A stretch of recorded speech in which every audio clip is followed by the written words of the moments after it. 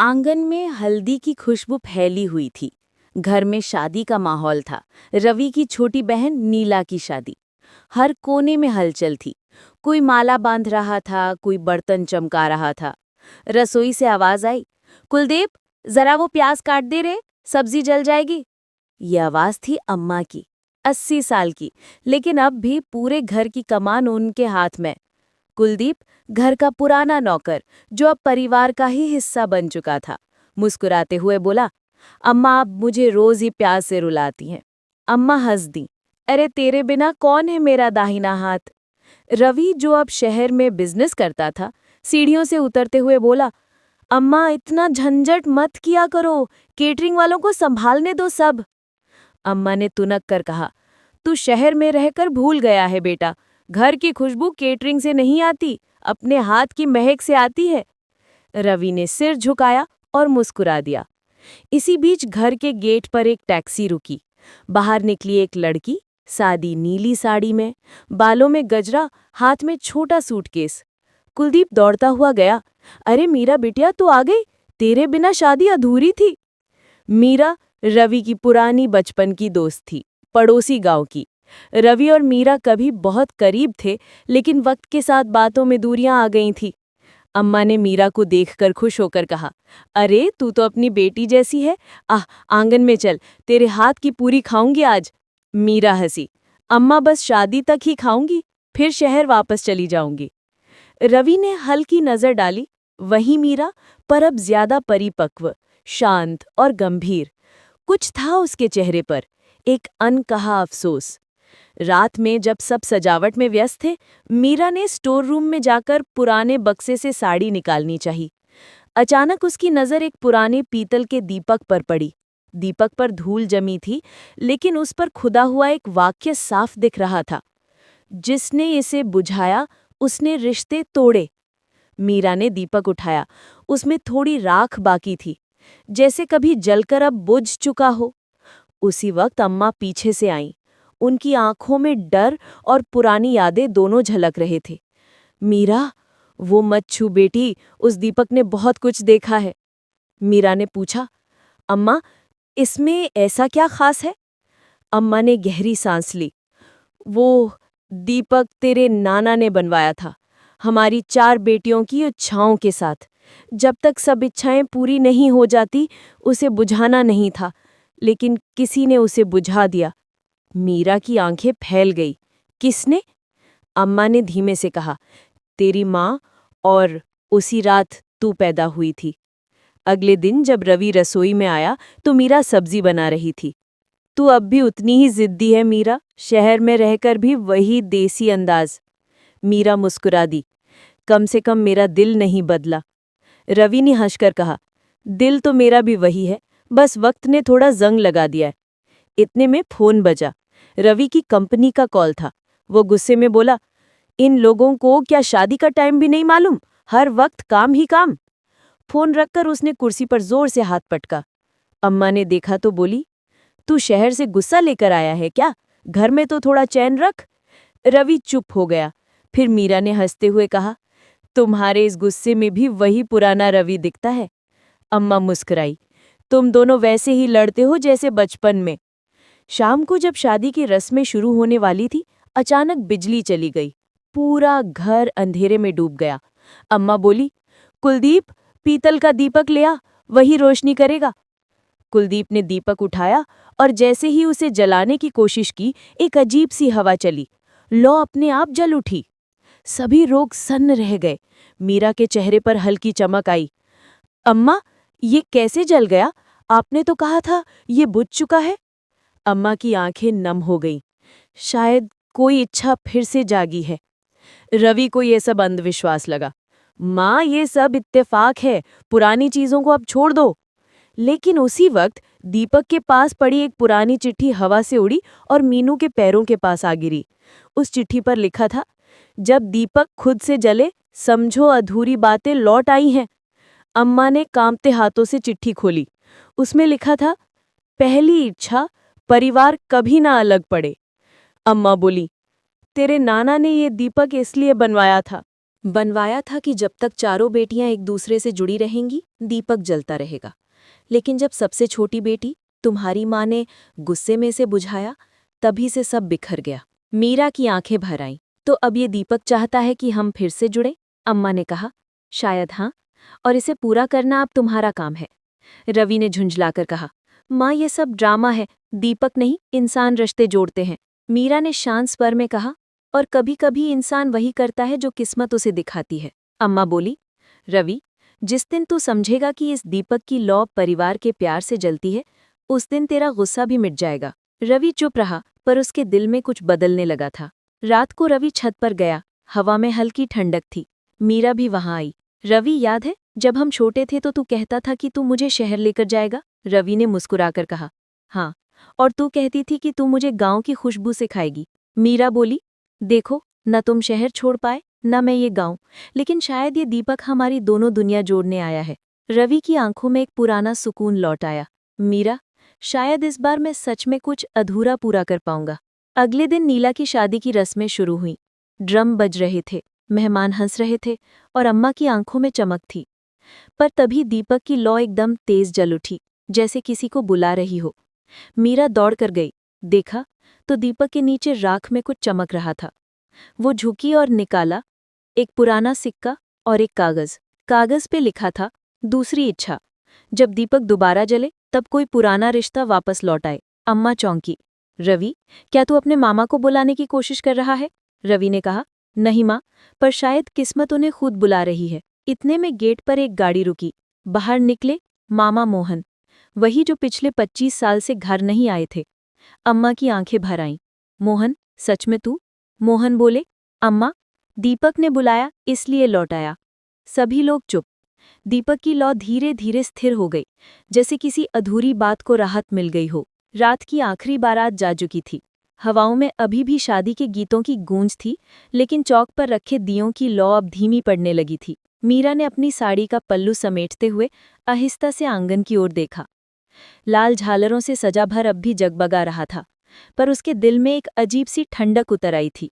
दीपक और नेहा की शादी पूरे गांव की चर्चा बन चुकी थी। लोग कहते, दीपक की किस्मत तो सच में चमक गई।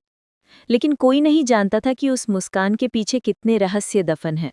रवि बरामदे के कोने में बैठा था। हल्की शराब की गंध और उसकी आंखों की थकान बता रही थी कि वो कुछ बाहरी सोचों में डूबा है। मीरा ने पास जाकर धीरे से कहा, भैया, अब तो सब खत्म हो गया। दीपक की तीनों इच्छाएं पूरी हो गई ना? रवि ने धीरे से सिर उठाया। उसकी आंखों में लालपन था। नहीं मीरा, अभी तीसरी इच्छा बाकी है। मीरा ठिठक गई, बाकी? लेकिन भैया, आपने तो कहा था पहली उसकी नौकरी, दूसरी शादी, तो तीसरी क्या है? रवि ने लंबी सांस ली। तीसरी सबसे कठिन है। वो कहता है, मैं अपने पिता की अधूरी बात पूरी करना चाहता हूँ। मीरा के पैरों तले जमीन खिसक गई। पिता की अधूरी बात? वो पिता जो 5 साल पहले रहस्यमय हालात में चल बसे थे। अगले दिन सुबह घर में शादी के बर्तन समेटे जा रहे थे। नौकर चौंकर, जो हमेशा अपनी हरकतों से सबको हंसाता रहता था, इस बार अनयूजुअली चुप था। वह रसोई में चाय चढ़ा रहा था, पर उसकी नजरें दरवाजे पर टिकी थीं, जहां मीरा और रवि धीमी आवाज में बात कर रहे थे। भैया, पिताजी के कमरे की चाबी कहाँ है? वो तिजोरी वाली? हाँ, मुझे लग रहा है दीपक की तीसरी इच्छा का जवाब वहीं मिलेगा। नौकर चौंकर ने झट से पूछा, क्या हुआ मैडम साहब, कुछ गड़बड़ तो नहीं? मीरा ने हल्की मुस्कान दी, कुछ नहीं चौंकर, बस पुरानी यादें ढूंढ रही हूँ। नौकर चौंकर ने अपनी मोटी आवाज में कहा, यादें तो सबको सताती हैं मेम साहब, लेकिन कभी कभी वो जहर भी बन जाती हैं। मीरा ने चौंकर की बात को नजरअंदाज किया और रवि के साथ कमरे की ओर बढ़ी। पुराने कमरे में धूल जमी थी। दीवारों पर पिता की तस्वीरें और कुछ अधूरी पेंटिंग्स टंगी थी। रवि ने धीरे से तिजोरी खोली। अंदर कुछ पुराने कागज, एक डायरी और एक शादी का निमंत्रण पत्र था, पर उस पर नेहा के पिता रामेश्वर लाल का नाम देखकर दोनों चौंक गए। मीरा ने डायरी खोली। पहला पन्ना पढ़ते ही उसकी सांसें थम गईं। अगर मैं ये पन्ना लिख रहा हूं तो शायद जिंदगी मुझे ज्यादा वक्त नहीं देगी। रामेश्वर मेरा पुराना दोस्त है, पर उसने मुझसे एक ऐसा रहस्य छुपाया है जो किसी की जिंदगी बर्बाद कर सकता है। रवि ने डायरी झटके से बंद की। मीरा, ये बात अभी किसी को नहीं बताना, समझी? मीरा की आंखों से आंसू टपक पड़े। लेकिन भैया, क्या दीपक को ये सब पता है? क्या इसलिए उसने नेहा से शादी की? रवि चुप रहा। जवाब उसकी आंखों में था, हाँ। रात को सब सो चुके थे। मीरा छत पर चली गई। चांदनी में उसका चेहरा फीका लग रहा था। रवि नीचे बरामदे में बैठा था। उसकी उंगलियों में वही पुरानी अंगूठी घूम रही थी जो कभी उसने मीरा को दी थी, जब दोनों ने तय किया था कि अगर जिंदगी ने मौका दिया तो वो एक होंगे। लेकिन किस्मत ने मौका नहीं दिया। मीरा की शादी किसी और से तय कर दी गई थी, सिर्फ इसलिए कि रवि अनाथ है, उसके पास क्या है। और अब जब सालों बाद मीरा अपने पति की मौत के बाद मायके लौटी थी तो रवि वही पुरानी आग फिर से महसूस कर रहा था। मीरा ने धीरे से कहा, भैया, याद है वो दिन जब आपने कहा था कि एक दिन सब सही होगा? रवि ने बिना नज़र उठाए जवाब दिया, हाँ, पर वो दिन कभी नहीं आया। दोनों के बीच कुछ पल की चुप्पी रही, सिर्फ हवा थी और उनके बीच अधूरी मोहब्बत की गंध। सुबह होते ही दीपक ने सबको हॉल में बुलाया। भैया, मीरा दीदी, मैं जानता हूं आप दोनों कुछ छुपा रहे हैं, लेकिन अब वक्त आ गया है कि मैं अपनी तीसरी इच्छा बताऊं। सबकी नज़रें उस पर टिक गई। दीपक ने कहा, तीसरी इच्छा यह है कि मैं अपने पिता के नाम पर चल रही उस झूठी इज्जत को खत्म कर दूं। नेहा चौंक गई। क्या मतलब? दीपक ने अपनी जेब से वही डायरी निकाली। पिता ने अपने दोस्त रामेश्वर की एक गलती छुपाई थी। एक सौदा था जमीन का, पर उस सौदे में धोखा हुआ और उस धोखे की सजा मेरे पिता ने भुगती, मौत के रूप में। कमरे में सन्नाटा छा गया। नेहा के पिता रामेश्वर वही थे जो अभी शादी के अगले ही दिन अपने नए दामाद के सम्मान में गांव वालों को दावत देने वाले थे। दीपक की आवाज़ कांप रही थी। तीसरी इच्छा ये है कि सच सबके सामने आए, चाहे रिश्ता टूट जाए, लेकिन झूठ पर बनी जिंदगी मुझे मंजूर नहीं। नेहा का चेहरा पीला पड़ गया।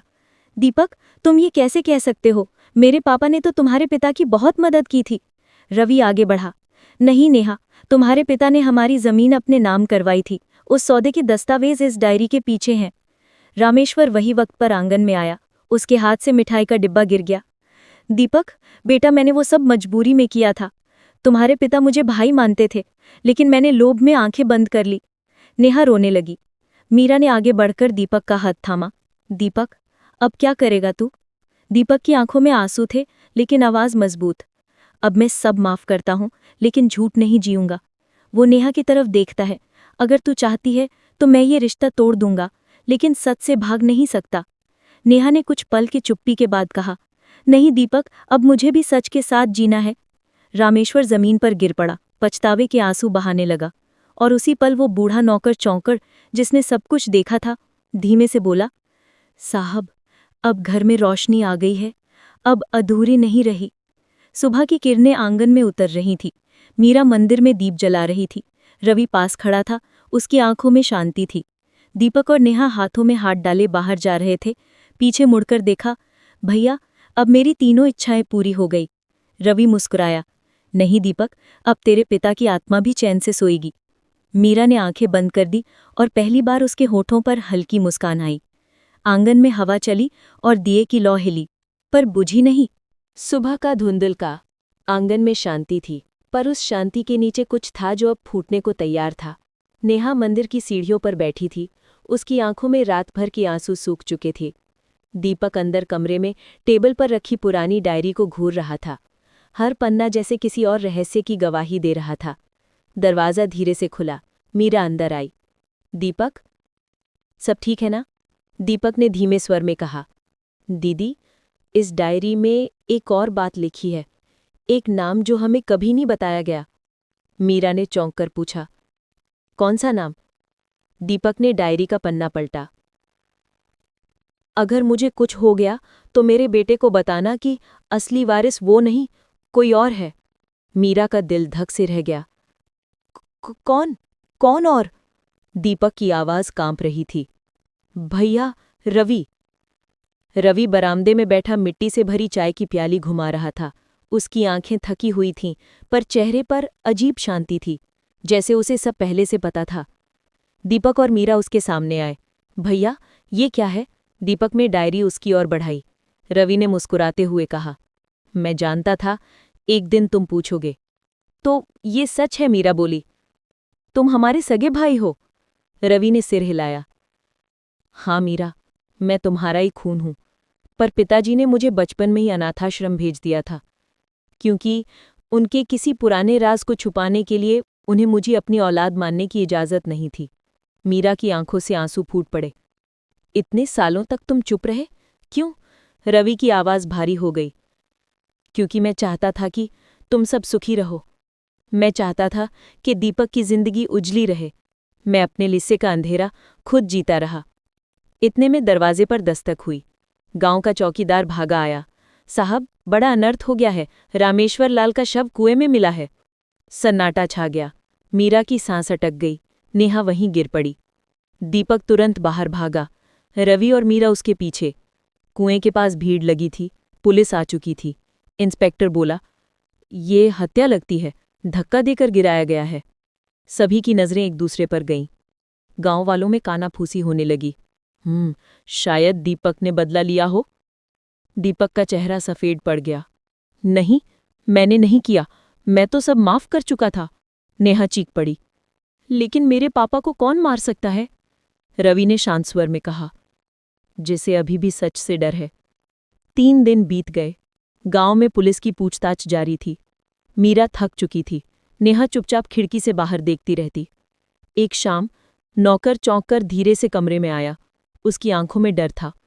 साहब, मुझे कुछ कहना है। क्या? रवि ने पूछा। चौंक कर कांपती आवाज में बोला, उस रात जब सब सो रहे थे, मैंने किसी को देखा था जो कुएं की तरफ जा रहा था। कौन? मीरा चीख पड़ी। मीरा मेम साहब। कमरे में सन्नाटा छा गया। मीरा का चेहरा पीला पड़ गया। दीपक ने अविश्वास से कहा, दीदी? मीरा की आंखों में आंसू थे। हाँ, मैं वहां गई थी, लेकिन मैंने उन्हें मारा नहीं। मैं तो सिर्फ उनसे बात करने गई थी। क्यों? रवि ने गंभीर स्वर में पूछा। मीरा की आवाज टूटी। क्योंकि पापा की मौत का सच मुझे उसी ने बताया था। उसने कहा था कि पिताजी के डायरी के पन्ने उसने बदले थे ताकि उसका नाम ना आए। मतलब? दीपक बोला, मतलब असली हत्यारा वही था, हमारे पिता का नहीं, बल्कि उनके नाम से खेल रहा था। और जब मैंने उससे सच उगलवाना चाहा, वो घबराया और कुएं में गिर गया। रवि ने गहरी सांस ली। तो ये दुर्घटना थी, हत्या नहीं। पुलिस की जांच में भी यही सच सामने आया। रामेश्वर का पैर फिसलने से गिरकर सिर में चोट लगी थी। अंतिम संस्कार के बाद दीपक और नेहा चुपचाप बैठे थे। नेहा ने दीपक का हाथ थामकर कहा, मैंने अपने पिता को खो दिया, पर तुम्हारा सच देखकर मुझे समझ आया, प्यार सिर्फ रिश्ता नहीं, एक ईमान भी है। दीपक ने उसकी आंखों में देखा। अब हम झूठ पर नहीं, सच पर जिंदगी बनाएंगे। मीरा मंदिर के सामने खड़ी थी। रवि ने पीछे से कहा, मीरा, अब सब खत्म हुआ। मीरा मुस्कुराई। नहीं भैया, अब सब शुरू हुआ है। तुम अब हमारे सगे भाई हो, घर लौट आओ। रवि की आंखों में आंसू आ गए। मैंने हमेशा इस घर की चौखट के बाहर से सबको देखा था, आज पहली बार अंदर से देख रहा हूं। चौकर ने पीछे से कहा, अब ये घर सच में रोशन हो गया है साहब, अब कोई अधूरी रोशनी नहीं रही। शाम ढल चुकी थी। आंगन में फिर वही दिए जले थे जो शादी की रात बुझ गए थे। नेहा ने दीपक के कंधे पर सर रखा। मीरा और रवि हंसते हुए बच्चों के साथ आंगन में दीप सजा रहे थे। दीपक ने आसमान की तरफ देखा।